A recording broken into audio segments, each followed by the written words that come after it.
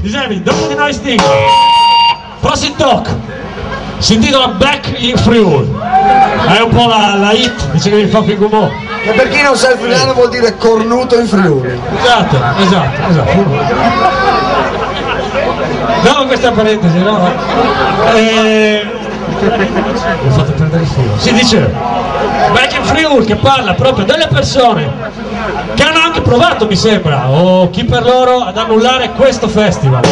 E hanno provato anche ad annullare il Jazz Crusade Festival, quello organizzato da Nicola, per chitarristi di Fromosci, che sarà la prossima settimana, il quale faccio un po' di pubblicità. E con l'altro gruppo, il Rumors of Ghetto, ne presenteremo un nuovo disco, ci saranno i Scare Crown, ci saranno i Nude, ci saranno i Bleeding Eyes che ho suonato prima, ci sarà un botto di gente. Allora, tagliando corto, è proprio dedicato a questi bastardi che ci rompono i coglioni. Cosa facciamo di male? Mi sembra un rave questo? È un rave del cazzo? Non mi pare, qui c'è rock and roll, c'è metallo e DC Dalmane, e questo è Back in Friuli!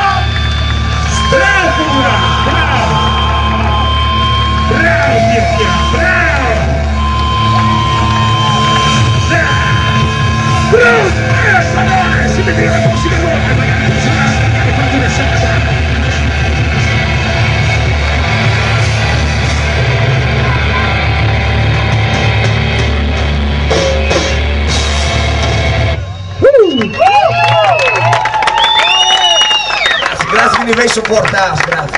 Grazie a tutti, grazie a tutti, grazie.